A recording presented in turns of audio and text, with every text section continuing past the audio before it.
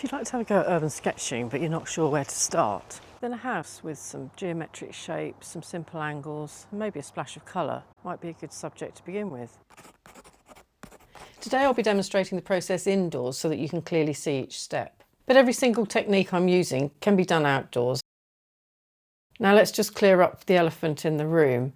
The Urban Sketching Manifesto states that it's not an urban sketch unless it's done on location.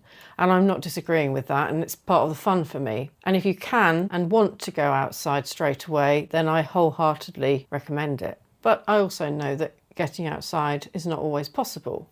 For some people it's a bit daunting going outside sketching in public, and for other people it's just not an option at all. So this video is designed for any beginner, whether you're sketching outside or inside, maybe doing a few practice runs before you make the break and sketch on location, or if you're going to be sketching inside permanently. So let's start with a bit of preparation and choosing your scene. Now I'm going to keep it very simple and just go through the process of sketching a house. You might have a picture of a house that you'd like to sketch. You can obviously use the reference photo that I'm going to be working from.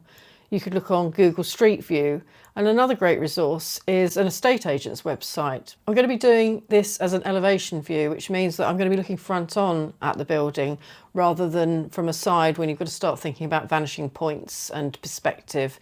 I'm going to just try and keep it simple. So an estate agent's website is a great source of lots and lots of houses, all in elevation view. So now let's dive in and put pen or pencil to paper. So straight away when we look at our reference photo, we can see that our basic shape is a rectangle split into three, with the middle segment slightly narrower, and two triangles. So these are the proportions that I'm going to be concentrating on first. And we can measure those with our fingers or with our pen or pencil. And yes, it is a bit easier to do on a photo than on location, but if you hold your pencil up and kind of lock your elbow and twist your wrist round, you should be able to get a rough idea of the proportions. So in this example, the main rectangle is about 1 pencil high to about 2.5 pencils wide. These are just rough measurements. And then first of all, I made a little dot to mark the highest point, that chimney on the left, so I don't fall off the page and run out of room. Then, allowing for the chimney, I drew a rectangle of the rough proportions that I measured earlier, so about 2.5 to 1. So now we've got our main rectangle, and we can split that into three, making the middle third slightly narrower. And that's my main basic shape. Next I'm going to put those pitched roofs in, and to find the centre where the apex is, first of all I draw a very faint cross in each of the boxes, and that gives me the centre spot. And if I then extend that up, I can see where to put the point of each roof. And picturing the hands of a clock can help you visualise these angles.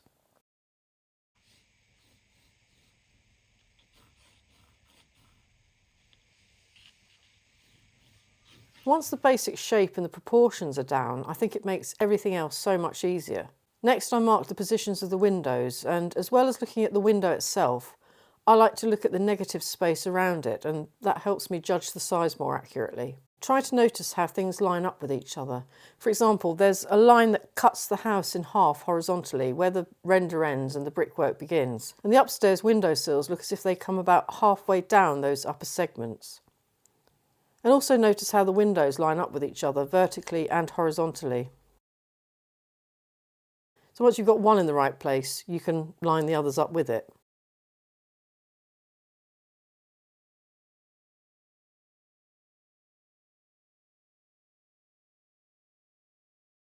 Then start noticing other things that line up with each other, like the top of the porch roof and the bottoms of the upstairs windows, and the top of the garage doors and the bottom of the porch roof, for example. And just keep going until you've put in as much detail as you want before you're ready to move on to the next stage, whether that's inking in these lines or joining up the dots if you're doing it that way.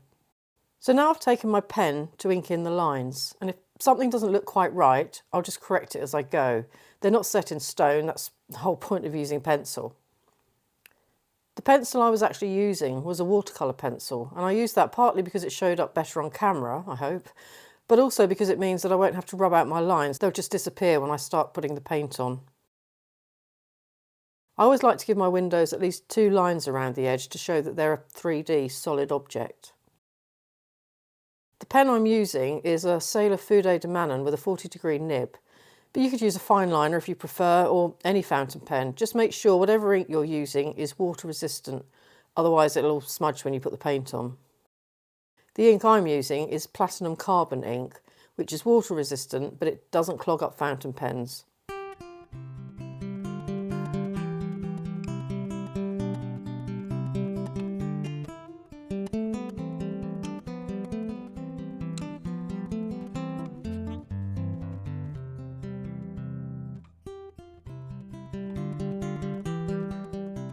I like to put a slightly thicker line inside window frames and under window ledges just to indicate a little bit of shadow. And with regard to wobbly lines, I don't deliberately make my lines wobbly, but I don't go out of my way to make them dead straight either. I think a bit of a wobble adds character.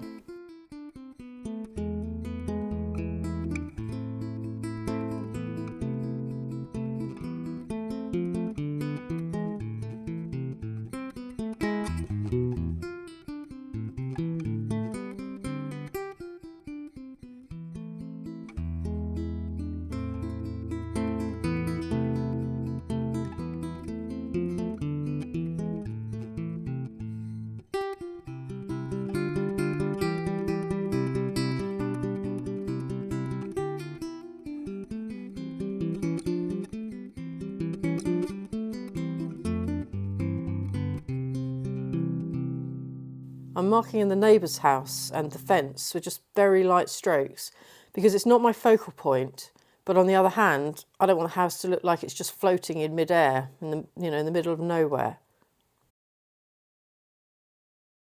On walls and roofs, I'm adding a few lines here and there just to hint at bricks and roof tiles. Just by adding some random light horizontal lines and then a few vertical ones here and there. I find it helps when you add the paint to break up big areas and it gives them a bit more texture. The great thing about the Fude pen is you can get very thick lines. So when it comes to drawing those beams, for example, it's much easier than with a regular nib. But you could use a brush pen here, or you could just leave that and fill it in later with the paint. There are no rules. Everything I'm showing you here is just a suggestion. I don't always do my sketches this way, but these are methods that I have used and that have helped me and worked for me. And hopefully they'll help you too. I'm holding my pen quite loosely and quite a long way back, not near the nib like I would if I was writing. So that's the ink work done, and once it's completely dry and you've rubbed out your pencil lines if you want to, we can move on to the watercolour. This is an Escoda size 12 travel brush. I really like it because it's big enough to give big washes, but also comes to a nice point for doing the more detailed work. You might want to use different sized brushes or a water brush, it's just personal preference. I'm starting with the lightest colour where the rendering is, and I'm mixing up a very watery yellow ochre. I'm not worrying about going up to the lines or going over them, I'm just keeping it really loose.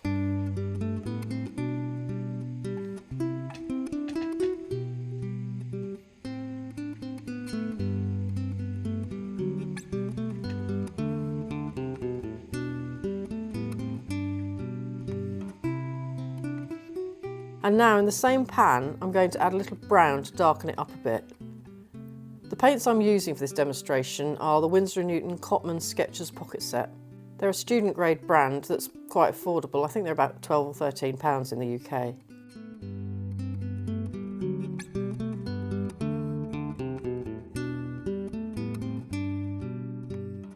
Now I'm darkening it up a little more. Again, still in the same original mixing area. So I'm just building on that same colour and adding some more browns.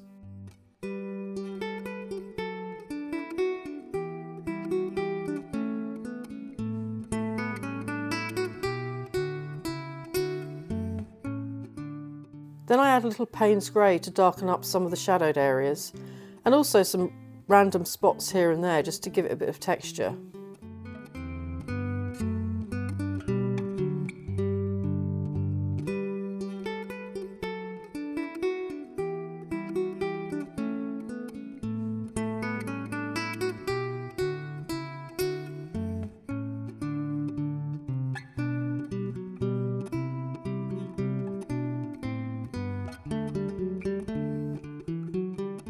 Now for the bushes and grassy patches, I'm adding some sap green, again to that same mix that I've used all the way through.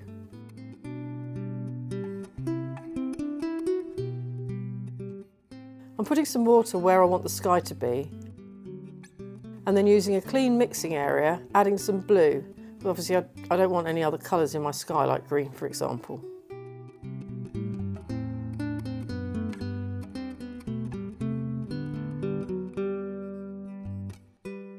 And then to the blue I've just used, I'm adding a little Payne's grey to colour in the windows.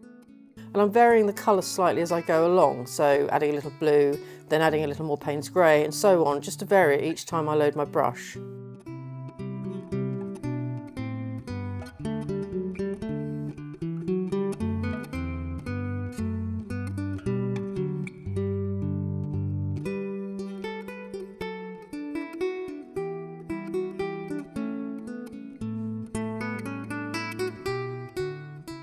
I'll darken up those shadows and underneath the windowsills, and again in that little recessed area.